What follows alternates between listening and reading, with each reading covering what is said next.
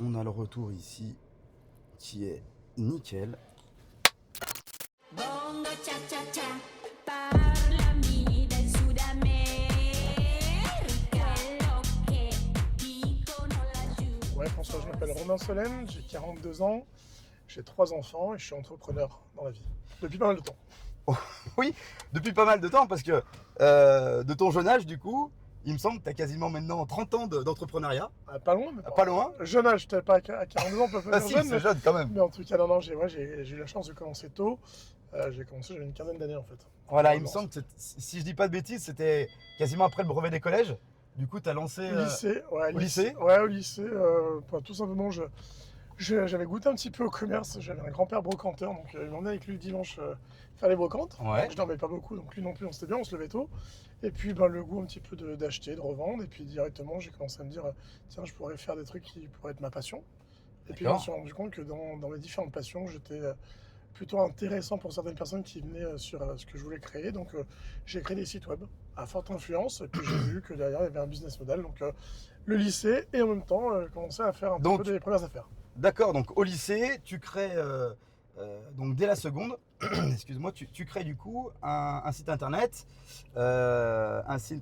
du coup avec une forte affluence parce que ça, on est dans les années quoi? Dans les années 98, ouais, 98. 98, La Coupe du Monde, c'est ça. Coupe du Monde. Tu étais Ouais. fan d'une série en particulier? Ouais, X-Files sur Voilà. M6. Pour les quadras, les trentenaires, ça marche. Ouais, X-Files, si, bah, j'ai connu moi aussi. Voilà, donc X-Files, Avec Dan Ascoli et Fox Mulder. Fox Ouais, Mulder. exactement. Et puis en fait, j'adore cette série, je commence à m'intéresser à ça, à collecter pas mal d'objets. Je dépense un peu mon argent là-dedans, je fais venir un peu des goodies des États-Unis. D'accord, Il y a le ok. début d'Amazon, tu vois, on a les premières livraisons d'Amazon Ok. déjà à cette époque. Et puis je me rends compte que je collecte des images, des photos, des infos et je monte un site de fans d'X-Files.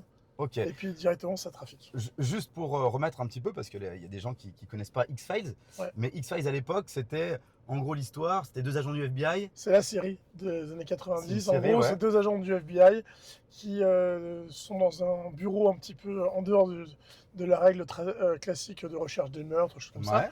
qui sont dans un bureau donc, qui va travailler sur des affaires classées, entre guillemets, donc des affaires un petit peu autour des ovnis, des choses un petit peu Ouais, surnaturel. étranges, surnaturelles. Donc c'est vraiment du surnaturel. C'est à l'époque une série qui fait sensation parce qu'elle est novatrice, elle a des beaux moyens, elle a 2 gros acteurs importants et puis surtout c'est une atmosphère assez particulière. La musique t'emmène dedans, Bien sûr. le son t'emmène dedans, et puis il y a une vraie histoire derrière qu'on aime ou qu'on n'aime pas. En tout cas, voilà, ça aborde plein de sujets sociétaux, paranormal, les aliens, pas que les aliens, les complots, etc. Donc c'est une vraie Ouais, les société. complots d'État. Complot d'État, on parle sur Netflix maintenant, mais Ouais, voilà. bien sûr. Une des premières séries qui parle des complots au sein de l'État, c'est X-Files. Voilà, ok, non, mais. Et donc, du coup, là, il me semble 45 000 visites jour à l'époque. Ouais, je commence à avoir plusieurs sites web. Donc j'ai un site sur X-Files. Je développe aussi un des sites sur des MP3. C'est l'arrivée du MP3 en France. Donc en gros, la possibilité d'avoir numériquement un fichier audio d'une taille raisonnable qu'on peut écouter sur son PC. Là, les MP3, c'est nous à l'époque avec les Samsung avec la paix et tout ça, on mettait des musiques, des sonneries, c'est ça? Ouais, alors les sonneries, c'est une chose. Ah. Là, c'est vraiment les MP3. C'est-à-dire vraiment pouvoir avoir de la musique d'une manière dématérialisée. C'est-à-dire qu'on a quitté le CD-ROM. Ouais, Enfin, le CD plutôt, pas même pas ROM, le CD. d'accord. Et donc, on commence à avoir des fichiers numériques. Et donc, le MP3 est un petit peu pirate à l'époque. Et Ouais. il y a des trucs comme Napster qui arrivent en France. Ah et oui, moi, Napster, je décide, ouais. ouais, Napster, exactement. Et je décide de monter une sorte de site qui va être un portail sur lequel on va pouvoir avoir accès à d'autres endroits où tu vas pouvoir télécharger du MP3. Donc, je suis à la frontière entre le site un petit peu d'ado pirate, un peu un chat, et la légalité, parce qu'en fait, finalement, je n'ai rien en stock sur mes serveurs. D'accord. Je n'ai que des liens qui redirigent. Ce D'accord, qui ok. permettra que quand il y a des gens qui ont pas été contents, je puisse montrer que je n'étais qu'un portail qui puisse montrer des sites. Ah ouais, Donc un site de MP3, un site sur X-Files, un site sur des sonneries téléchargeables et des goodies au début Ok. d'Internet. Et puis finalement, ça fait 45-50 000 visites par jour. Et donc ça Énorme. génère des revenus parce que j'arrive à monétiser déjà tout ça. Et puis ça me rapporte de l'argent tout en même c'est temps. fou quand même. Bah c'est le En début plus, là, d'Internet. ouais, début d'Internet, waouh. Ouais, c'était le vieux modem qui faisait encore à l'époque. Ah ouais, avec la DSL qui mettait du temps à se lancer là. La DSL, je sais pas ce que Ah oui, c'est. c'était même pas la DSL. Non, Ah, c'était le. la ligne téléphonique, Ah pour ouais, ceux qui ah se ouais, souviennent, ouais. ça s'appelait des Holitech Safe Memory et modem. C'était le vieux modem que tu branchais sur la prise téléphonique. Donc j'ai une grosse rallonge dans toute la maison. Mes Wow, parents qui gueulaient quand ils délire. voyaient les factures. Mais bon, j'ai pu payer les factures parce que vu comme je générais après les sous, j'ai pu rembourser. Ça peut payer du J'ai coup pu payer les factures de les téléphone factures. qui coûtaient très cher. Ouais, en 98, ça coûtait vraiment très très cher. Ah ouais. Et donc, on consommait en fait sur le téléphone fixe de la maison. Donc, en Fou. gros, la journée, j'étais au lycée. Enfin, ouais, au lycée, je travaillais comme un élève Comme un normal, on va étudiant dire. classique, ouais. Normal, on va dire. Le soir, je rentrais. Pas beaucoup de devoirs, faut être très sincère. Et puis le soir, je me mettais sur mon site de 20h à 1h, 2h du matin. Ouais, exceptionnel. Ouais, le matin, je me réveillais tôt, je relançais mon site pour la journée. Ah oui, Et puis, d'accord. je rentrais le soir, et puis voilà. En fait, j'avais deux vies, j'avais une vie d'étudiante et de petit entrepreneur qui démarrait. Ah ouais, c'est fou. De geek, un peu de geek. Et puis X-Files en plus me permet de développer un petit peu plein de choses que je me rends compte que je suis invité sur un tournage, donc j'ai pu aller voir Ah un voilà, tournage donc du coup, d'X-Files. c'est ce qu'on voulait que, ce Ouais, que je j'ai voulais que tu me pu racontes. voir un tournage d'X-Files, j'ai pu assister à des Donc, conventions. Donc t'es parti Cool, donc, à l'époque à Vancouver. 16 ans, Ouais, t'es Vancouver. invité Ouais, Vancouver. plusieurs fois à Vancouver. Ouais, on a la chance, quand on est fan d'X-Files, d'être repéré par la production, Ok. qui nous propose de participer à des lignes éditoriales. C'est-à-dire qu'ils organisaient Ah, des ok. événements Avec les fans. avec les fans, Ah, c'est et fou. donc on collaborait à ça. Donc moi j'avais marchandisé donc pas mal de choses, puisque j'avais importé des objets que je revendais sur mon site. Hein. Donc je prends, je sais pas, des petites figurines, des machins, j'en avais plein, donc j'étais également disponible sur le site. Mais à chaque fois j'avais été malin, je faisais que du lien. Bon, Ah ouais, je ouais, n'avais bien pas sûr. de stock. Ça, Ouais, c'était t'avais pas de plus stock, pratique. Donc Ah ça, ouais. et puis les MP3 ça marche, ça c'est cool, et puis on commence à faire un petit peu de sous sur ce site web. Donc plutôt content. À côté de ça, je continue le lycée, bon pas avec une grande scolarité, hein, mais je suis correct, on va dire. Mais bon, je m'investis pas plus que ça. Bien sûr. Et puis Ok. arrivent les premières alertes, puisque au lycée un jour, il y a les gendarmes qui débarquent et qui viennent me dire bonjour monsieur, vous avez un site web qui héberge des MP3. Non. Ouais, la SACEM, ou je sais plus comment ça s'appelle, vous demande de le retirer, sinon vous êtes condamné à ça, enfin des sommes folles. La police est venue Au lycée, te au récupérer. lycée, j'étais, attention, au lycée, Ouais, c'est attends, pas on parle écrasé. beaucoup, on va pas écrire tout le monde.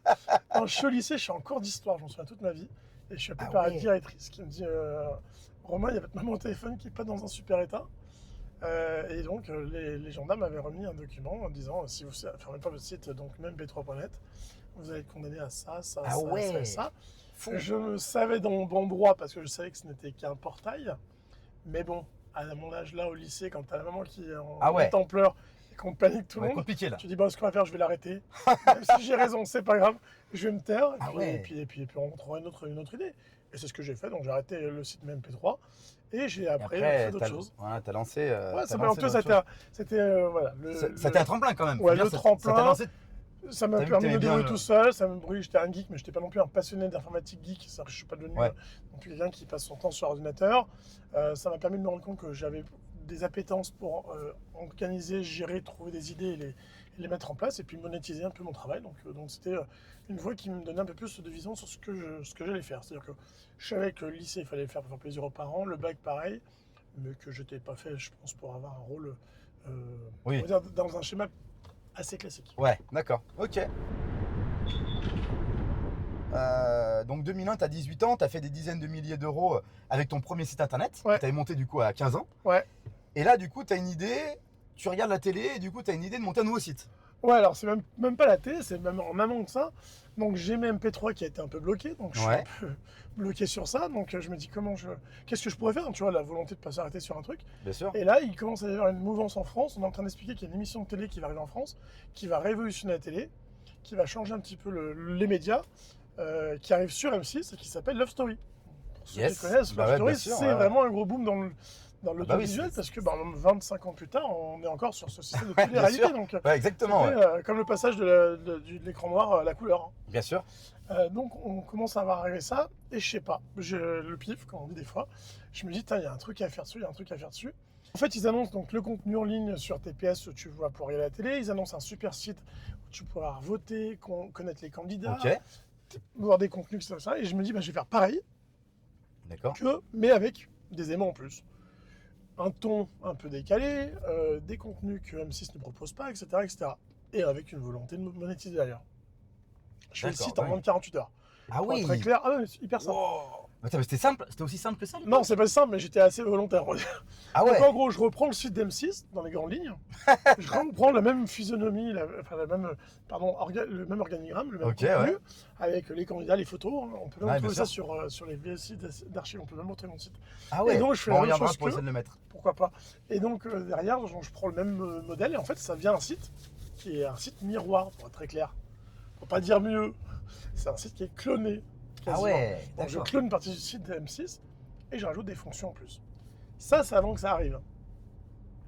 Le loft démarre et Bien c'est le sûr. carton. C'est le carton atomique. Ah bah, C'est-à-dire que c'est le carton Loana, d'audience. tout ça à l'époque, oui, Et c'était là, ça. je commence à me rendre compte que il y a le site M6 qui trafique beaucoup, mais mon site trafique beaucoup. Ah ouais. Bah oui, quand tu cherches M6, que tu cherches Love Story, tu tombes sur un site. J'avais été un peu malin sur le nom de domaine. Ah oui, c'est ce que j'allais dire. Ça s'appelle Love Story. Donc t'allais sur lovestory.fr. Ah t'allais ouais, sur mais le site. exceptionnel. Mais moi, j'avais acheté le site lelovestory.fr. La même Oh chose. là là là là, extraordinaire. Donc en fait, le référencement étant quasiment arrivé au même moment qu'M6, ils n'avaient pas d'historique Oh là sur là. ça, finalement on trafiquait beaucoup. Et on se Ah, retrouve, trop fort. en fait on est 3-4 à faire le même principe que ça. Et on a un coup de bol qui est énorme, c'est que le loft démarre fort, et que dès le premier soir ça démarre fort, parce que tout le monde connaît l'histoire, qui est devenue Bien sûr, quelque avec chose Loana. de connu par la France entière. Loana va dans la piscine avec Jean-Édouard, et ils font ce qu'ils ont à faire. Bien sûr. Tout le monde a en tête cette histoire-là. Bah ouais. Mais c'est pas exactement comme ça que ça s'est passé. Loana va bien dans la piscine avec Jean-Édouard. Et M6, puisque c'est une chaîne nationale, coupe le flux rapidement. Ils coupent le flux sur TPS, ils n'ont pas le droit de montrer des trucs Ah ouais, truc de sexe, quoi. pornographiques, pour être Ouais, très ouais. clair. Et en fait, là où on a de la chance, c'est que nous, on a tous les sites étaient dessus avec ce flux qu'on essayait de mettre entre guillemets gratuit. Hein. On Ouais, a bien déjà sûr, vu ouais, du ouais, piratage, ouais. faut appeler Bah un ouais, chat ouais, un chat. On avait quand même été un peu malin. Donc nous, on offrait le contenu gratuit. Et en fait, nous, on conserve et on a les vidéos de Loana. M6, il faut bien se rendre compte qu'avec le CSA, ne peut pas en fait repasser cette image-là. Donc ils sont embêtés. Si on regarde la série qui est en ce moment, je crois que c'est sur Amazon Prime, sur Cult, la série qui parle du loft, Ah oui, effectivement. Ouais. on Ouais. comprend bien qu'ils sont bloqués parce qu'il y a un buzz, mais qu'ils ne peuvent pas s'en servir parce que Ah ouais. ils n'ont pas le droit. Et en fait, ce sont les sites comme le mien qui nous retrouvons avec les vidéos, Et qui diffuse. les photos, et nous on y va. Parce que nous, on n'a pas le CSA. Donc Ah en fait, ouais. on va dire, tout le buzz autour de Loana et toutes les vidéos, les photos qu'il y a, ne proviennent pas réellement d'M6. Ouais, C'est ouais. M6 qui a filmé, bien sûr, mais toute la diffusion qui est autour, en fait, c'est les sites pirates. C'est Nous, les on mecs comme pouvait- toi. Et ouais, c'est que nous, on est 3-4 à avoir fait ça. Ah ouais, dingue. Et donc, je me retrouve à ça. Donc, naturellement, ça explose. Les gens viennent sur mon site. Ils utilisent un système qui est Allopass. Donc, en gros, ils téléphonent sur un numéro surtaxé. Ils ont accès au contenu. Ils ont accès aux sonneries Ah gratuites. ouais, Au lieu délire. de payer, je sais pas moi, 5 euros la sonnerie, on leur vend 1 euro. Je prends un exemple vraiment comme ça. J'ai pas la mémoire des chiffres, mais ça Ah donne ouais. ça. On leur donne accès à des votes. Ils peuvent donner des arguments. Ils peuvent ils ont un forum. Enfin, bref, on leur donne plein de choses qu'ils n'ont pas forcément sur le site. Et surtout, on leur donne tout ce qu'ils peuvent pas avoir sur M6. Donc, du contenu gratuit, la chaîne en ligne, entre guillemets, et surtout les vidéos, les photos de Lola. Et à ce moment-là, je peux dire qu'il n'y a qu'un truc que tout le monde veut voir. Qu'est-ce qui s'est passé dans la piscine? Ouais, bien Et sûr. donc, naturellement, on explose. Et puis, le loft cartonne. Donc, on est dedans. Dès qu'ils sortent leur premier single que Oui. tu vas acheter à la Fnac, nous, qu'est-ce qu'on a fait? On l'a mis en P3 téléchargeable gratuitement sur le site. C'est pas bien, je m'en excuse. Et je m'en excuse pour les droits d'auteur. Je suis pas sûr que l'auteur m'en voudra parce que c'était pas non plus Ouais, ouais. révolutionnaire en termes de musique. Mais voilà, on fait un peu de piraterie, comme on dit à l'époque. Et c'est fait par des jeunes, des ados comme moi. Et puis, alors, c'est à la fois pas bien. Et puis en même temps, voilà, Ouais. on a tué personne. Mais voilà. Et Ouais. donc, on fait ça. Et ça génère des revenus de malade. Et c'est génial puisque en 3 mois, on génère des revenus de plus de 6 chiffres. Et cet argent, tu vas voir qu'en fait, je vais le réinvestir. En fait, je vais pas en profiter et me dire j'arrête. Bien sûr. À 18 ans, en 2000, dans les années 2001, 2000. 2001. Ouais, donc dans les années 2000, Mmh. c'est fou de gagner autant d'argent. C'est Alors, fou. Tu payes 18 ans. des impôts pour information. Oui, bah, j'imagine bien. Mmh, voilà, donc tu as quand même une grosse partie qui part. T'as Mais dû en profiter un petit peu. Alors, il me semble que tu as fait un très bel achat. ouais, j'ai Bon. pu acheter l'immobilier rapidement. Et surtout, j'ai pu investir dans mes entreprises. C'est-à-dire que j'ai pu investir dans mon projet qui était de devenir entrepreneur. Magnifique. Pour te faire simple, au moment de Loft et tout ça, je m'intéresse également et je rentre, je me dis, tiens, je suis pas encore sûr de vouloir faire ça. Donc je me dis, pourquoi pas faire un BTS? Ouais. Parce que je commence à rentrer de l'argent, je me dis, mais c'est mes BTS, c'est propre pour les parents, c'est propre pour tout ça. Et je me dis, je vais faire un BTS et donc je rentre dans une entreprise qui fait de l'alarme. Ah ouais. Bref, in fine, rapidement, je me rends compte que dans l'alarme, il y a un vrai problème, c'est-à-dire qu'aujourd'hui, à l'époque, les centrales d'alarme pour vérifier que tout fonctionne, elles émettent un appel. C'est-à-dire qu'en Ouais, gros, elles sont ok. connectées à une centrale Ok, téléphonique. ouais. Elles envoient un signal au centre de surveillance disant le radar, il y a une pile, là, il n'y a pas de pile. Et je me rends compte que tout ça est appelé sur des numéros qu'on appelle géographiques, donc le 01, le 02, 03, 04, 05. Ok. Et je me rends compte Ok. qu'en fait, ils ne gagnent pas beaucoup d'argent, ces centres de surveillance. Je prends un exemple, vraiment un chiffre. Genre, ils gagnent 4 balles à l'époque par client. 4 euros, tu veux 4 dire euros, 4 ouais. euros par client. Genre, ils vendent 40 balles de forfait, ils gagnent 4 euros. Bon. Je me dis, c'est cool. Et je me dis, putain, mais il y a moyen de faire de l'argent. Et en fait, j'ai une idée vraiment toute conne qui maintenant depuis fait des émules. Je dis, pourquoi au lieu d'appeler un 04, on n'appellerait pas un 08? Un numéro surtaxé du coup. Ouais, pas surtaxé méchant, pas un surtaxé à 1 euro la minute, mais un surtaxé à 10 centimes ou 11 centimes ou 15 centimes à l'époque. C'est complètement contractuel, c'est Ah, pas bien grave. Et puis, c'est $1 pour le client quasiment un petit peu. Bah, il va quand même le sentir un petit peu, Ouais. mais c'est dans le Ça contrat. va. Et on y va. Et là, en fait, cette idée devient hyper sympa. C'est-à-dire que j'arrive à trouver un business avec des gens qui ont des 0,8. Je prends l'exemple sur 15 centimes.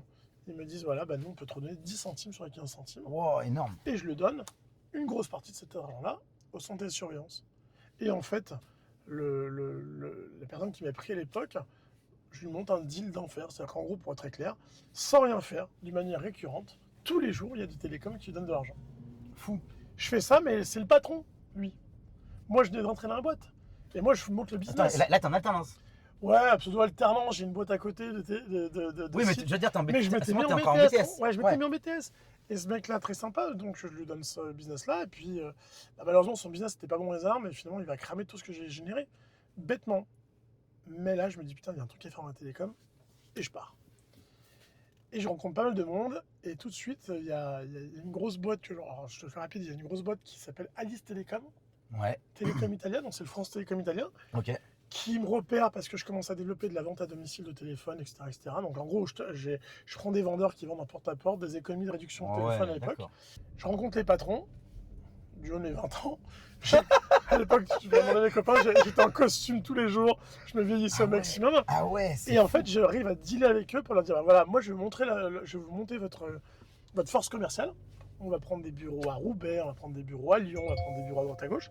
Et je monte ma boîte qui va être une boîte de distribution de télécom. Bref, et donc on monte à Alice Télécom. Et là, donc en gros, j'ai des dizaines de vendeurs à Lyon, à Marseille, à Roubaix, qui vont taper aux portes, comme on dit, à l'ancienne, qui vont dire à Monsieur Dupont, Madame Martin, bonjour, vous payez, je sais pas, à l'époque, 30 centimes votre minute chez France Télécom, ben, avec Alice, vous allez la payer 25 ou 20, Ah oui. et c'est génial, c'est super. Et je fais plein de contrats. Je sais pas combien c'est à l'époque, j'encaisse 20 euros par contrat, et puis j'en donne 10 à mon commercial, j'en prends 10 pour moi, tu vois. Le multiplier par tout le monde, ça fait beaucoup d'argent. Et Ah ouais, là, bah, je bien prends sûr. des bureaux avenue Général Leclerc, dans le 7e. Je monte vraiment une vraie boîte avec une structure, etc. Et là, t'as bien quel âge, organisée. Voilà, c'est 20 ans. Ah ouais, Aux ah 20 ouais. ans, on arrive aux 20 ans. Bon. Et cette boîte, je commence à faire monter, on prend des bureaux à Roubaix, enfin, on cartonne en quelques mois. Chiffre d'affaires de fou. Je monte en puissance. Au bout de 6-7 mois, j'ai généré beaucoup d'argent pour Alice Télécom, beaucoup de contrats. Moi, j'ai généré beaucoup d'argent pour moi. Et je suis invité à descendre, ça c'est important cette histoire-là, à la Joliette à Paris. À Marseille, pardon, à Marseille. La Joliette. La Joliette, Marseille. c'est la Saint-Quentin de Marseille. Ok, d'accord. En gros, je vais au siège de Télécom Italia, Ok. en France, donc d'Alice. Ouais. Des beaux bureaux avec vue sur la Méditerranée, très sympa. J'arrive un petit peu en mode fier, un peu cadeau. J'ai plein de normal, commerciaux, c'est j'ai 20 normal. ans, À je cet fais de âge-là. l'argent. Tous les soirs, on va en boîte avec les commerciaux, on fait la fête, on Ah met des bouteilles. Enfin, ouais. tu vois, vraiment la vie un peu Extraordinaire. cool. En Extraordinaire. quelques mois. Et là, je vois le patron, qui s'appelle Alessandro Marcenaro. Je m'en souviens toute ma vie de ce nom-là, et c'est important à retenir, tu vois, celui-là. Et je m'assois, et il me regarde, et je lui dis, ça va? Il me dit, ah, Romain, on est super content de toi, franchement, c'est super bien. Franchement, ça cartonne, on a fait beaucoup. Ah, je dis, je sais, c'est vraiment comme dans les films. Je Ouais, sais, ouais. je suis bon. Tout. Pas d'humilité, et surtout, je vois rien venir. Et il me regarde, il me dit, ouais, c'est cool, on est vraiment content. Et ben, j'ai une bonne nouvelle. On a décidé qu'on n'allait pas te payer. La carte, on va la filer à un de tes associés parce qu'il nous a dit qu'il pouvait être meilleur que toi, et on va pas te payer. Je dis, mais en fait, tu peux pas me payer, enfin, t'as pas le droit de faire ça. Il dit, bah si, en fait, je suis ton client et ton fournisseur unique. Donc, t'as pris des charges, t'es monté en puissance, tu t'es mis des charges sur le dos, si je te paye pas, tu vas te faire quoi? 2 mois, 3 mois, 4 mois, et après, t'es mort. Et je te paye pas. De toute façon, le temps que tu lances une procédure, Ah ouais. rendez-vous dans 3 Ah ans, ouais, 4 ans, d'accord. 5 ans, J'ai capté, ouais. et je me suis fait bananer. C'est-à-dire qu'en gros, il m'a tué la boîte en quelques semaines. D'accord. Aidé par entre guillemets, un associé qui avait dit bah moi je fais un peu pareil, alors bon, le calife, un peu du calife, il y avait un chef d'équipe qui avait dit mais moi je peux monter les mêmes équipes, je vais faire ça. Ah ouais, Bon, il sera d'accord. planté aussi après. Ouais, il se sera planté aussi, Ah bah, oui, bien bah, sûr, tu parles. donc mais en tout cas, moi à ce moment-là, je sors de là, et là donc je dis je vais avoir une vingtaine d'années et je me prends une grosse carotte. Oh. Là, mais on parle de centaines de milliers d'euros hein, qui me devaient. Hein. Et je me prends une Waouh. carotte et je plie la boîte en quelques mois, quelques semaines même. Oh, dis donc. Et heureusement, dans mon malheur, j'ai fait une belle rencontre, qui va être la rencontre professionnelle de ma vie. Grégory, mon associé Grégory Bussière, D'accord. qui est 20 ans plus tard, plus de 20 ans plus tard, Ouais, avec toi dans les agences, en tout cas, enfin, dans tous les business. tous nos business Dans tous les avec business. Greg, que je rencontre à ce moment-là, parce que je voulais le prendre en distributeur, et puis finalement, on s'entend bien, et ça se passe bien, etc. Et avec Greg, qui me soutient à ce moment-là, qui voit que je me suis fait donner, on décide de se dire, et on décide de partir ensemble, faire vraiment du business ensemble. Et on réfléchit, et là, directement, il y a une idée qui ressort en disant, mais au lieu d'être distributeur de télécom, on va être opérateur télécom. Avec nos deux gueules enfarinées à 20 ans et Bien quelques, sûr. on se dit, bah, on va devenir opérateur télécom. On va pas bosser pour les autres, on va Bah, dis bosser donc, pour ouais. nous. Et donc C'est un là, on sacré monte, pari, là, à ce moment-là. ouais, un vrai pari. On rencontre 2-3 personnes et on monte une boîte qui s'appelle Aladdin Télécom, qui va se développer sur 2 axes. Le premier axe, le marketing de niveau. Pour faire très simple, c'est la vente Tupperware. D'accord, ok. C'est Madame Martin qui va appeler ses copines le samedi, ou Monsieur Dupont qui va appeler ses copains du foot le jeudi, Ouais. qui va leur dire j'ai un truc à vous proposer chez lui, et en faisant ça, les gens vont acheter ou pas acheter. Donc ça marche dans la lingerie, dans les Tupperware, tout ça. Et nous, on se dit bah tiens, une bonne idée. Et donc rapidement, quelques mois, on arrive à 1500 revendeurs en France indépendants. Donc des mecs qui font rien, certains hein, qui vont rien faire, et puis des mecs qui vont se développer. Et donc on développe notre marque de télécom comme ça qui s'appelle Aladdin Télécom. Donc Aladdin Télécom, pourquoi Aladdin Télécom? le génie des télécoms. Ah, c'était pas mal. C'était un beau slogan. Ah mais quand c'est même. la baseline, non, C'était non. bien, ah ouais, On pas voulait mal. un A parce qu'à l'époque, il y avait quand même le référencement sur les pages jaunes, donc il y avait Ah le oui, A. ah oui, On d'accord. avait trouvé cool le génie télécom, on trouvait super C'était pas sympa. mal, c'était pas mal. Et donc on développe Aladdin Télécom, ça c'est la baseline. Donc en gros, D'accord.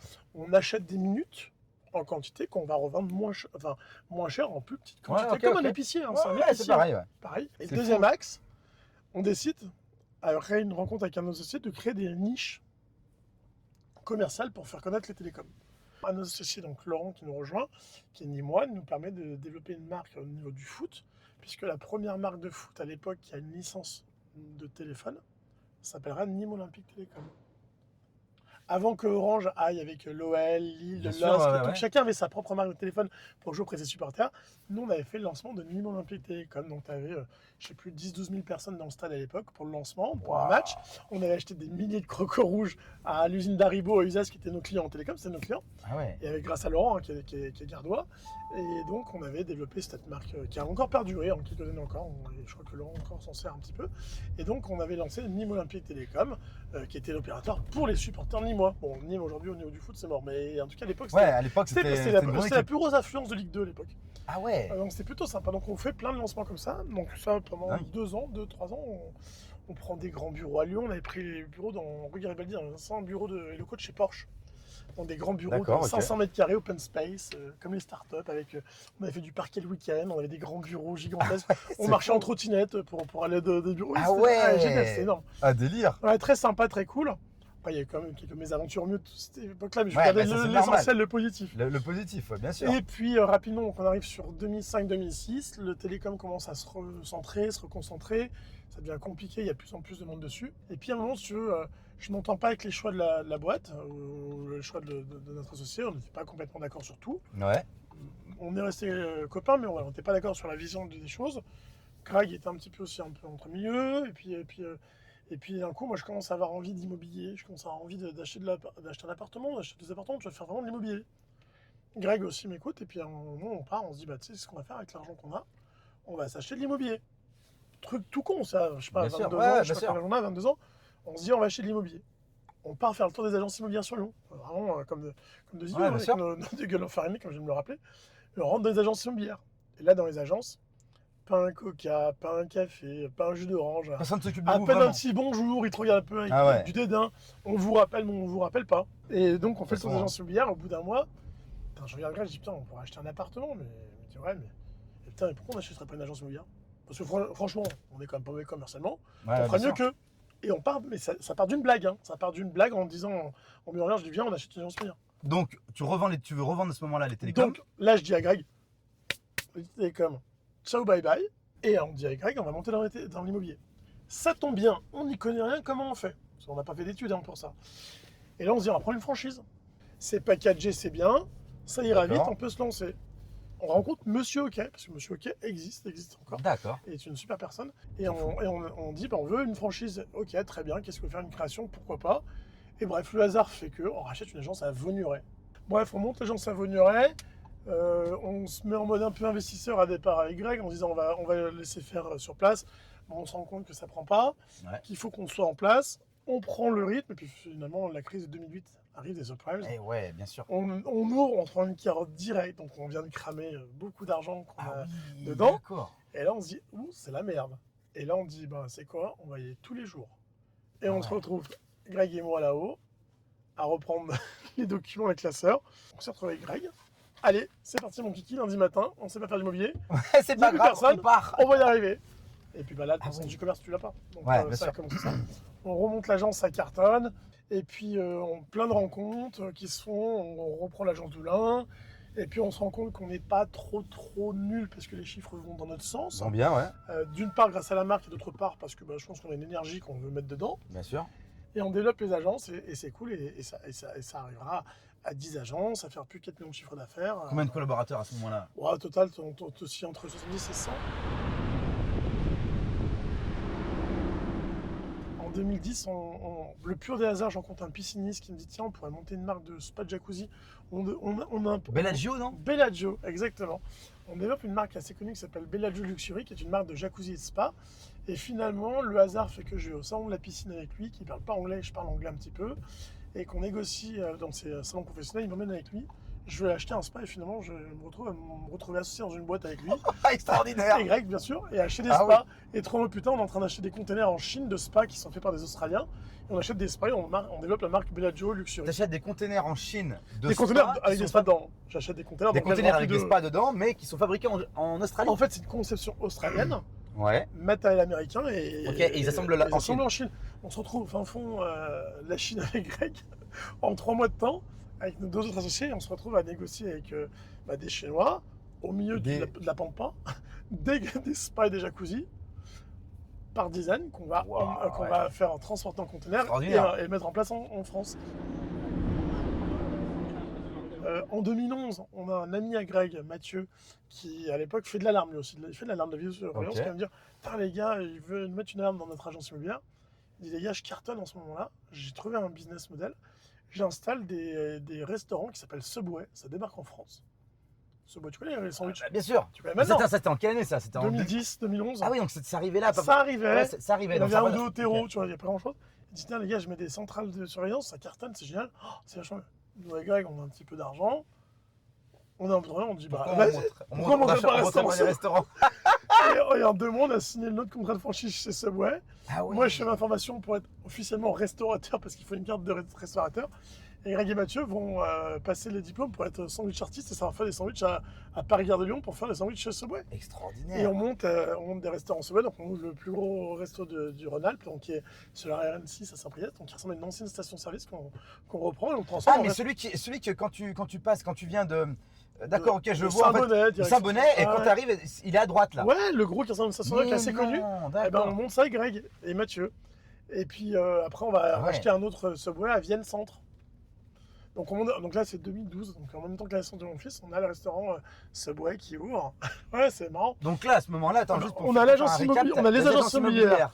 On va le mercredi, on va filer un coup de main au Subway, décharger la livraison, faire 2-3 sandwichs, relever les compteurs, trouver les collaborateurs, aider Mathieu qui lui par contre est au quotidien. Et puis Le au connaissant, Bellagio, on a t'as encore encore le Bellagio, Bellagio. on prend notre billet Ouais. et on part. Et puis voilà. Et encore la licence quand même en Corse de téléphonie. Et un peu de téléphone. Un peu de téléphone. Exactement, D'accord. un petit peu. Ouais, donc tu vois, on fait pas mal de petites choses, c'est cool. Il y a des business, il y a des temporalités qui font que ça marche et puis des temporalités qui font que ça marche pas. Bien sûr. Nous, avec Greg, par exemple, sur l'immobilier, on s'est retrouvés, mais sans s'en rendre compte, à reprendre des agences qui n'avaient pas su être développées correctement, pas investies. Ça s'est bien synchronisé. On est passé d'une agence, par exemple, à l'époque à Lyon 3, qui devait faire 70 000 à l'année, qui fait plus de 500 000. Et c'était ouais. le même emplacement. Mais le temps, les Bien sûr. personnes, l'humain surtout, l'humain fait Bien que sûr. l'humain qui est à la fois génial, Ah oui, et puis Et source de tous les problèmes. Source de tous les problèmes, ouais, c'est clair. Et puis j'ai des envies qui arrivent, et puis avec Grégory et Julien, notamment notre associé, on décide de monter une boîte de promotion. C'est assez rémunérateur, il faut être très clair, c'est une belle période à ce moment-là où ça marche plutôt bien.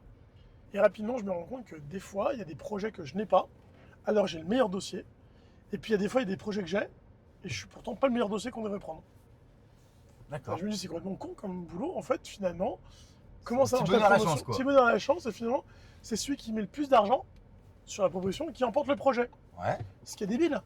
Parce que, en fait, le critère de l'argent, c'est pas forcément le seul critère de décision. bah bien Si sûr. le mec il te met le plus d'argent mais qu'il n'a pas de garantie financière, si le mec il a plus d'argent mais il vend pas les lots et qu'il te plante après, si le Ouais. mec il donne plein d'argent mais qu'il est en bisbille avec la mairie, finalement le particulier qui vend son terrain, bah, il n'a pas un moyen de comparer les promoteurs. Ah oui, Et d'accord. voilà ok. mon idée.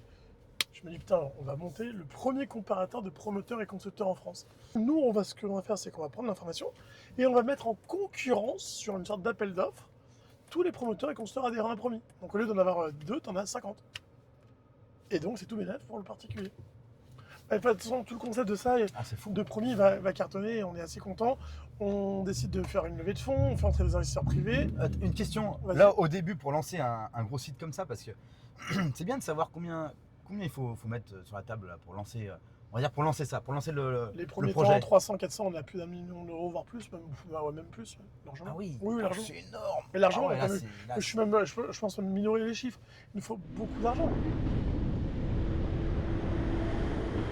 J'ai la chance de rencontrer une boîte de communication. Je lui explique que pour Promis, et quelque chose qui m'avait même manqué dans mes anciennes boîtes, notamment chez UK, j'ai trouvé qu'il manquait d'une égérie. Négérie, ouais. J'ai toujours trouvé que notre marque, que ce soit même Gyoka ou même Subway, bon, Subway c'est un peu particulier, il Ah, manquait c'est d'une égérie. Ouais. Je voulais quelqu'un qui représente la marque.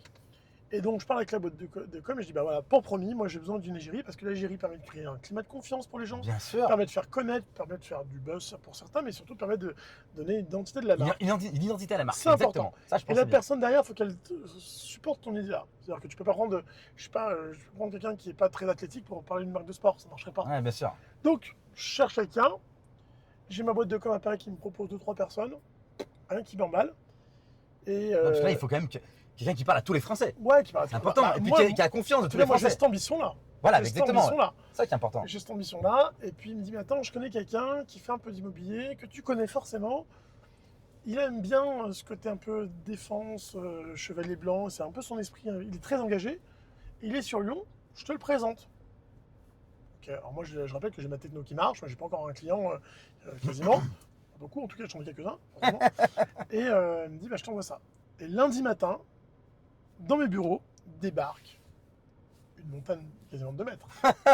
Sébastien Chabal. Sébastien Chabal. Voilà, champion de rugby, Bien sûr. entrepreneur. Vraiment, j'insiste, entrepreneur. Ah oui, il a pas mal de. Je sais Ouais. qu'il gère pas mal de choses. lui, hein. Il a plusieurs activités, notamment Rockfield, sa marque de vêtements. Ouais. Et je vois Sébastien qui a été plus ou moins invité par un de nos contacts communs à y aller, donc il ne sait pas vraiment ce qu'il fait là. Il investit dans des startups, hein, mais il vient là, et donc je rencontre Sébastien. Je le fais asseoir dans le bureau, je lui explique mon idée, il me dit bah, c'est super, c'est génial. Je vois l'idée, tu vas défendre les particuliers vis-à-vis des promoteurs, tu vas dire aux promoteurs, on renverse un peu la vapeur pour que vous ayez plus de business. Je vois le concept, c'est cool. Mais en termes de techno, c'est fou parce qu'il faudrait qu'on puisse mailler toute la France. Je dis bah ouais, mais j'ai déjà commencé à faire ça. Il dit mais non, c'est pas possible. Je dis bah si.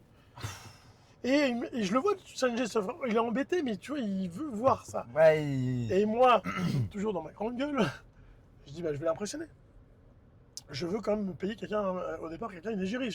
Bah ouais, bien sûr. Je pensais pas rencontrer un associé qui vient un associé, comme tu le comprends. Et en fait, Sébastien me dit ouais, ton truc c'est bien, mais ça marche pas encore. Je dis bah si, ça marche. Je dis ta famille est d'où? Et là, il me dit ma famille est de Guiras, en Ardèche. Je vais très chercher où c'est. Hein.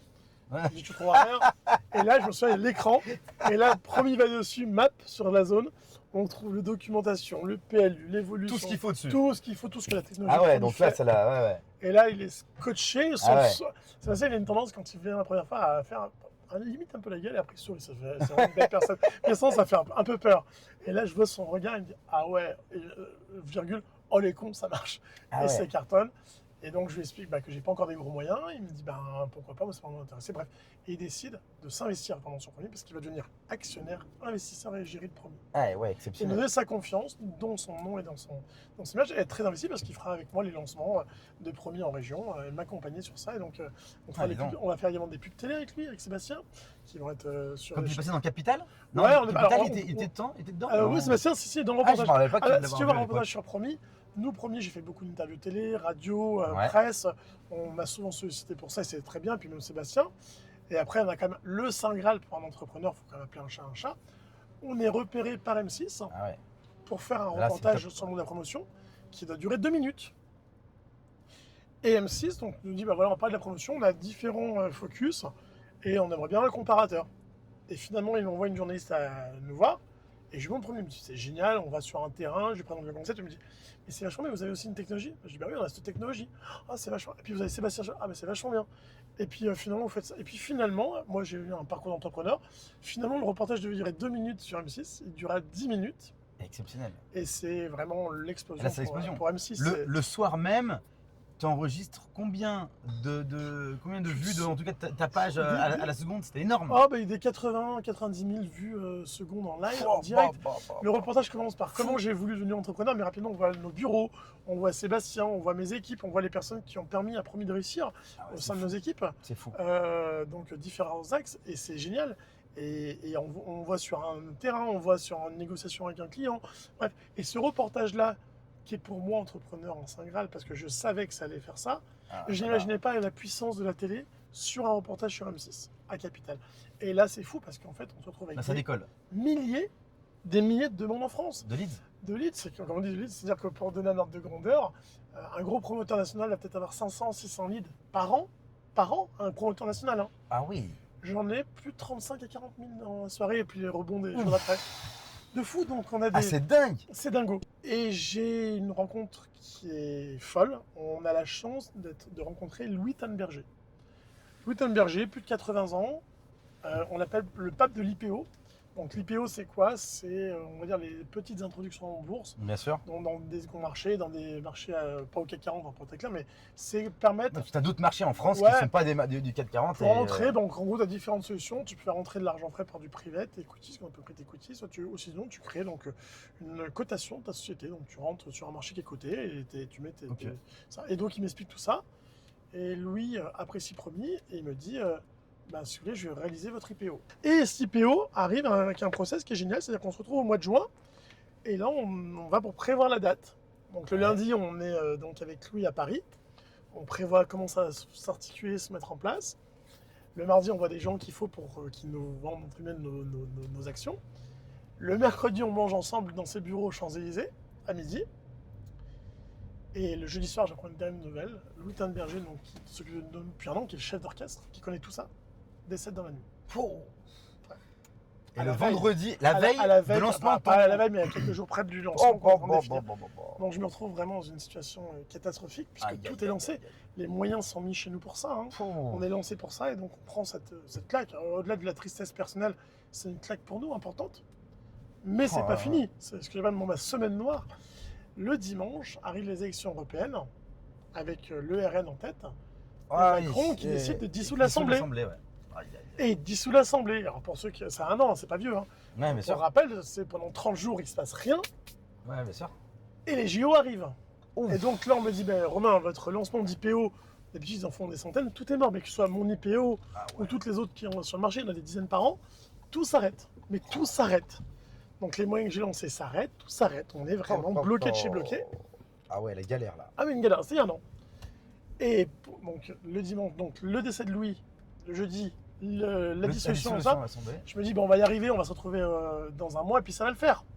Je fais mes rendez-vous, je combats mes rendez-vous. Et là, les JO arrivent. Et là, je commence à aller à Paris. On commence à me dire, oui, mais les JO arrivent, il n'y a pas encore de stabilité politique. Je rappelle qu'à ce moment-là, l'été dernier, il n'y avait pas de gouvernement. Bah ouais, bien Puisque sûr. Macron n'arrive pas à nommer de gouvernement, ça reporte en septembre. Wow. Juin, juillet, août, septembre, on est déjà à 4 mois après l'IPO. Ça coûte très cher, c'est compliqué. Et donc là, en fait, c'est compliqué parce que les JO arrivent. Tout le monde te dit, je pars en vacances cet été, c'est les JO, venez pas à Paris. Ouais. Et il n'y a rien qui se passe. Rien qui se passe. Rendez-vous en septembre, puis septembre, il n'y a pas encore le gouvernement, rendez-vous en octobre. Et donc ça périclite et finalement on n'arrive pas à faire notre IPO. Aïe, Mais comme aïe, aïe, aïe. plein d'autres sociétés. Bien sûr. Et on est complètement bloqué, martelé, on ne peut plus rien faire. Et je rappelle que depuis en plus 1 an et demi, on connaît la plus grande crise de la promotion immobilière. La transaction repart, mais l'immobilier c'est mort. Il n'y a plus de loi de finances, il n'y a plus de permis quasiment qui sortent. Je rappelle que c'est municipal l'année prochaine, donc autant dire qu'aujourd'hui en termes de permis il n'y a pas. Et puis présidentiel dans 2 ans. Les promoteurs, il y en a 30%, 40% qui Ouais, sont en train de arrêté. mourir. Les constructeurs de Arrêté. maisons, pareil. Donc on se retrouve avec des ardoises de partout. Ouais, partout. Et donc sur premier, on vit une situation qui est dramatique, c'est-à-dire qu'on était en haut de l'affiche, on avait tout fait pour. Et ben tout tombe. Romain, donc du coup, on va passer à la question un peu phare de l'émission. C'est la question, le bilan comptable. Ouais. Est-ce que aujourd'hui, tu peux nous faire un bilan comptable, en tout cas, de ta vie et des plus ou moins que tu as eu? Alors le bilan comptable, je ne vais pas faire que financier, mais on pourrait Non, dire- voilà. Alors le je ne suis but, pas, voilà, je suis c'est pas ça. héritier d'une grande famille, je n'ai pas démarré avec beaucoup d'argent. Ouais. J'ai réussi à développer mon patrimoine, mon activité du mieux qu'on pouvait. Il y a eu des très hauts, il y a eu des moments plus bas, ça arrive dans toute la vie d'entrepreneur. Mhm. À 19 ans, quand j'ai pris la carotte, c'est 400 000 euros, hein, mon carotte, en fait, très clair. Hein. À Et 18 pourtant, ans. je suis encore là, donc c'est qu'il y a pas de Ouais, risque. c'est sûr. Puis il y a des moments où c'était vraiment de l'opulence, donc voilà. Et puis on a su, moi j'ai toujours voulu réinvestir, hein. C'est quelque chose qui est important. Que ce soit dans ça, c'est toujours été le choix stratégique avec Grégory ou mes associés, c'est qu'on a réinvesti dans des projets, dans des idées. J'aime à rappeler, moi j'ai un cahier avec toutes mes idées, parce que j'ai des idées D'accord. tout le temps, des idées bonnes, des idées moins bonnes. Des idées Donc que tu je marques considère toutes tes depuis- idées. Ouais, je marque toutes mes idées, je les développe, hein, c'est pas juste un nom. Hein. Ouais. J'ai 2-3 idées depuis quelques années qui sont encore là, donc on verra en fonction du développement de l'activité principale, qu'est-ce que je fais, je le développe pas, ça c'est un autre sujet. Mais le bilan comptable, ou le bilan intellectuel, c'est que, waouh, finalement, c'est quand on fait ce bilan-là de ma vie, c'est d'une part très peu humble, beaucoup d'ego, mais finalement c'est hyper intéressant même pour moi parce que ce fameux coup de rétro, je l'ai également pour moi, ça je le fais pas tout le temps. Et on a fait quand même pas mal de choses, c'est cool. On n'a pas tout le temps réussi, on a souvent eu également des difficultés, mais Bah, bien sûr. on est comme toujours là, on a pu aider des centaines, peut-être même plus de collaborateurs, C'est énorme. des commerciaux, des gens du marketing, du comptable. J'ai rencontré C'est beau. des centaines de milliers de personnes avec qui j'ai collaboré, qui connaissent mon tempérament.